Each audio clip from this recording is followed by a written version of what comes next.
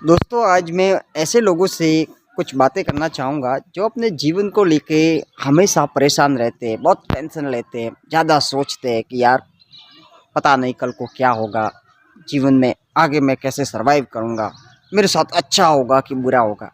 बहुत सी ऐसी चीज़ें हैं, बहुत सी ऐसी कल्पनाएँ करते हैं लोग, बहुत से विचार करते हैं, बहुत चिंता करते हैं, टेंशन लेते हैं, पता नहीं मेरे बेटे को नौकरी लगेगी कि नहीं लगेगी, पता नहीं मेरे बेटे की शादी कब होगी, पता नहीं मेरा बेटा जीवन में कुछ कर पाएगा कि नहीं कर पाएगा। ऐसी बहुत सी अनगिनत चीज़ें हैं जिन्हें लेकर बहुत से लोग चिंता में रहते हैं।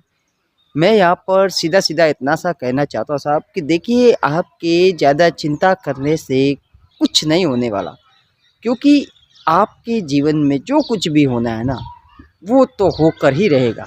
हाँ, आप प्रयास कर सकते हो, अपनी ओर से प्रयास कर सकते हो, परंतु आखिर में होगा वही जो होना है।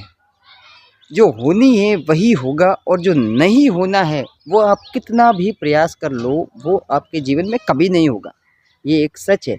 इसलिए जीवन को ज़्यादा सीरियसली जीने की ज़रूरत नहीं है। ये एक यात्रा है जो आप पता नहीं कितने सालों से करते आ रहे हो और आपको आज दिन तक जो भी जीवन में मिला है ना, जो कुछ भी, वो आपके प्रारब्ध की वजह से ही मिला है।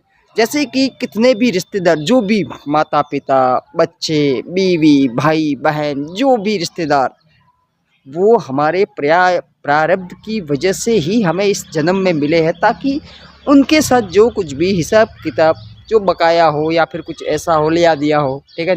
वो हम पूरा कर सकें। और इसी वजह से बहुत से लोग ऐसे होते हैं ना कि वो कहते हैं कि यार मेरा बेटा तो बहुत ख़राब है, बुरी आदतों में चला गया है, ऐसा कुछ हो गया है।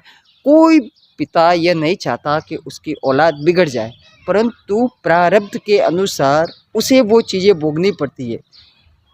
इसलिए मैं यहाँ पर कहना चाहता हूँ कि भैया देखिए, आपने जैसे कर्म किए हैं ना, इस जन्म में भले ही आपने अच्छे कर्म किए हो, परंतु पिछले जन्म में पता नहीं हम लोगों ने कितने-कितने, कैसे-कैसे कर्म किए हैं, ठीक है?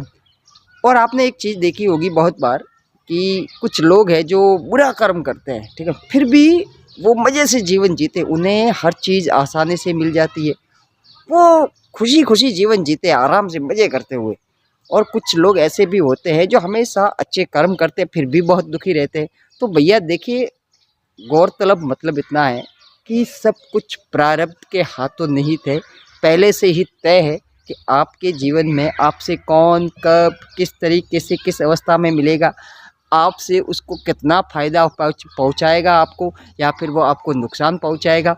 सारी की सारी चीज़ें आपके कर्मों के अनुसार ही आपके जीवन में एक-एक करके आती रहेगी और बहुत सी घटनाएँ आपके जीवन में ऐसी भी होगी जो आपके हाथ में नहीं है। यानी कि जीवन का बहुत कुछ ऐसा है जो हमारे हाथ में नहीं है। बहुत कुछ ऐसा भी है जो हमारे हाथ में है, उनके मामले में हमें पूरी स्वतंत्रता है। इसलिए साहब देखिए, जो कुछ भी आपके हाथ में नहीं है ना, उन्हें उसको लेकर ज़्यादा चिंता करने की ज़रूरत नहीं है। और जो कुछ भी आपके हाथ में है, जैसे कि कर्म करना आपके हाथ में है ना, तो आप कर्म करते रहिए। हाँ, ये भी सच है कि फल हमारे हाथ में कभी नहीं होता है। इसलिए सिर्फ़ कर्म करते रहिए निष्काम भाव से और ईश्वर को समर्पित करके करते रहिए कि भैया ईश्वर की मर्ज़ी होगी ना, तो कर्म का फल दे देंगे, वरना मैं तो अपना कर्म कर ही रहा हूँ। जब आप इस तरीके से हल्का-फुल्का जीवन जीते हो ना, तो आपको ज़्यादा चिंता नहीं होगी। Thank you.